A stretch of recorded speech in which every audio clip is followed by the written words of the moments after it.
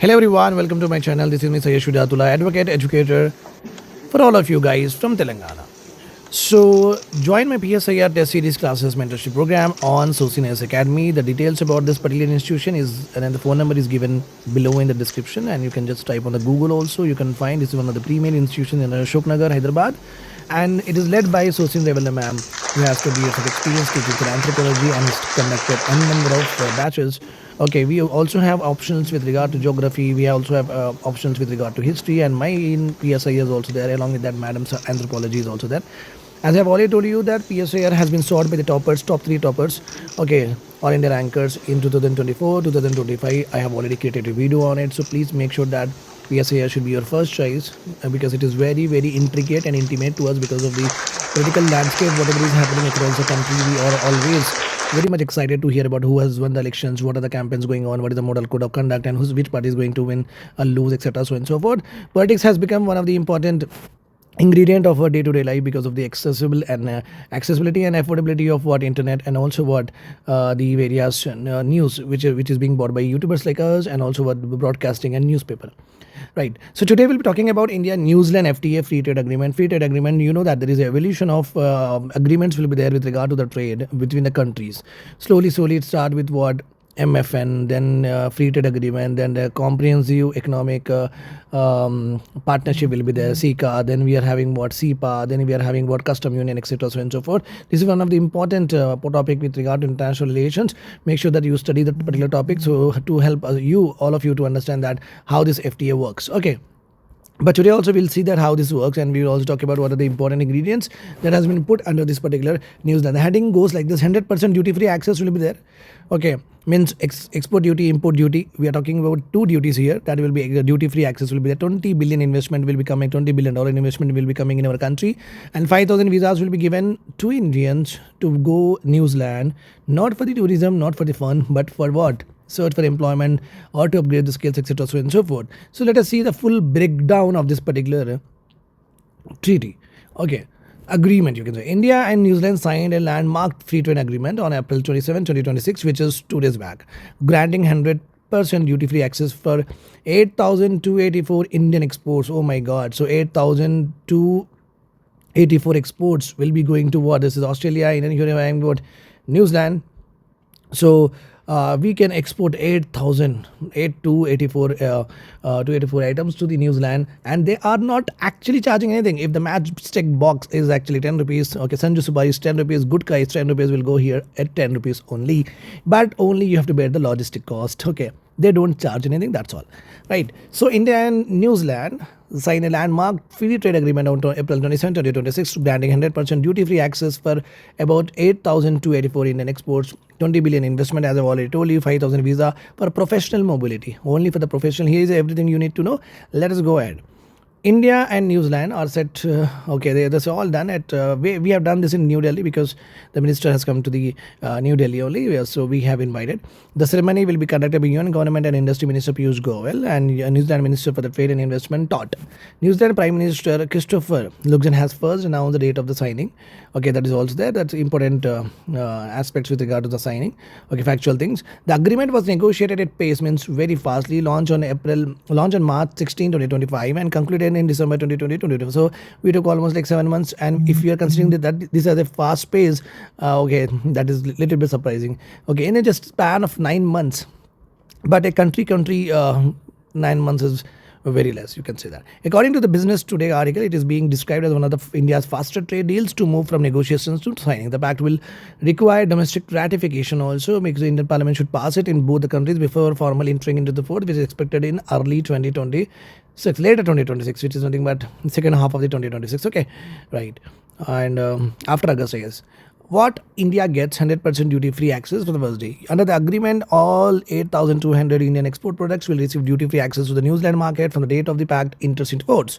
According to the Ministry of Commerce, India's official fact sheet published in December 2025, New Zealand maintained a very average tariff of 2.2% only on Indian goods, which is approximately 450 products. This was the before scenario. 2.2% tariff was there, 450 products were only allowed.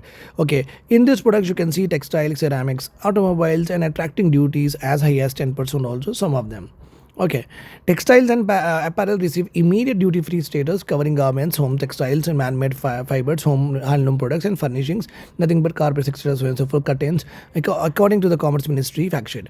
The leather and footwear sector sees tariff cut from 5% to zero. That's very good. Agra, which according to an official Commerce Ministry, contribute approximately 75% of India's leather footwear output and holds a geographical indication tax also for its leather products, stand to the benefit directly. So Agra is getting what lot of benefits with regard to this particular pact, because leather and footwear sector has decreased to what, the duty has decreased to zero. Duty has decreased to zero, and Agra state residents are going to get what little bit of more income, because their products will be exported outside the country, and also they will get the recognition for the same.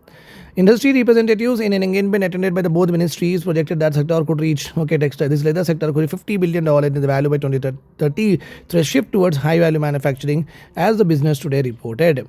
Clear? Right. Now, if we talk about the, as we have already seen that textile and garments are already in the very 2.2% decrease to zero, and the leather industry 5% was there, decrease to 0%. So duty-free access has been given. Now let us talk about something with regard to the pharmaceuticals and medical devices, which my state, my city is very much driving the nation also. Again, faster regulatory access in New Zealand. The New Zealand government will accept good manufacturing practice, good clinical practice, inspections, reports issued by the comparable international regulators, including United States Food and Drug Administration, the European Medicine Agency, and UK's Medicine Healthcare Products Regulatory Agency, eliminating duplicative inspections and lowering compliance costs, the Commerce Ministry fact sheet says. So New Zealand is not going to separately do the inspection of our pharma products or medical devices. If you are a manufacturer of CT scanner, or if you are a manufacturer of X-ray machine, if you are having any of the certification, that is enough. New Zealand is not going to do that duplicate.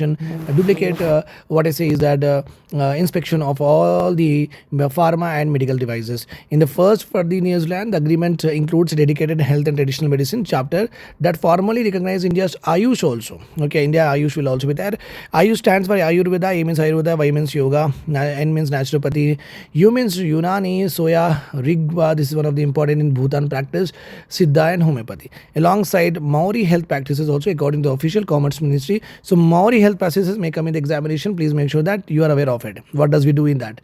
Other Indian sectors which will gain duty-free access includes light engineering goods, nothing but sports goods, light engineering goods, and nothing but welding machines, etc. So and so forth. Sports goods, you know very well, chemicals, electronics, food processing, agriculture, covering fruits and vegetables also, coffee, cocoa, spices, cereals, according to the Commerce Ministry. What New Zealand? So all of these are benefits that we are getting. Let us see what New Zealand will get.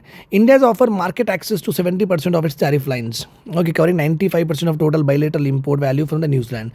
So basically, India has offered market access to 70% of its tariff lines.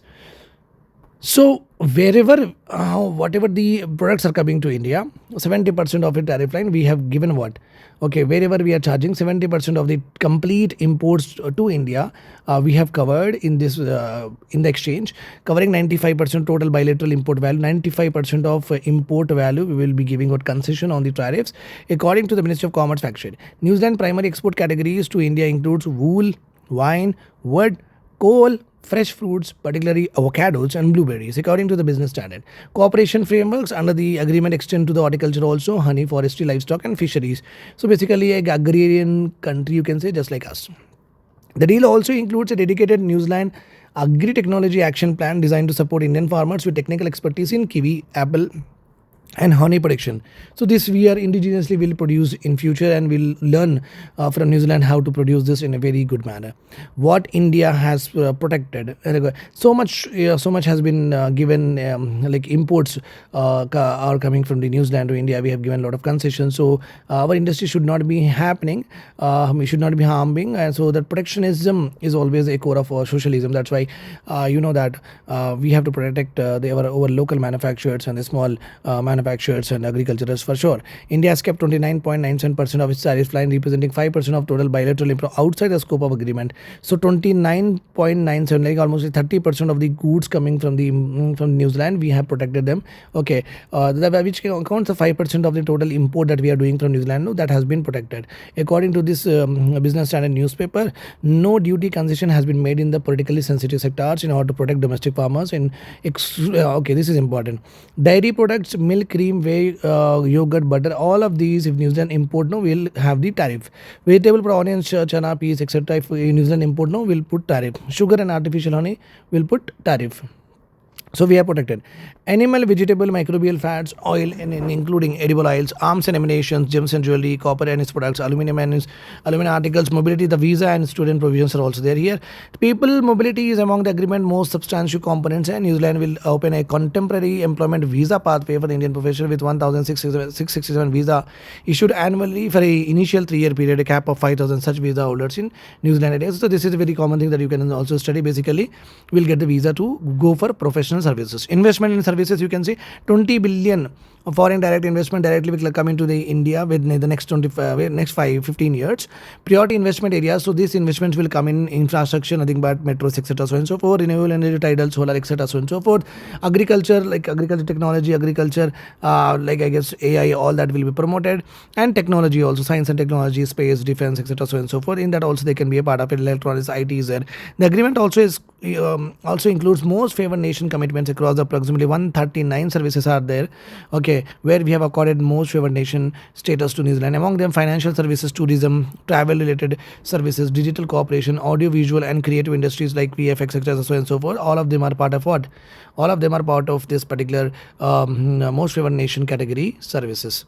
The agreement also includes structured cooperation for MSMEs, providing access to trade related information. Export readiness programs are also there, engages with New Zealand SME ecosystem. So New Zealand small and medium enterprises and our small and medium enterprises, they both collaborate. That kind of programs will also happen.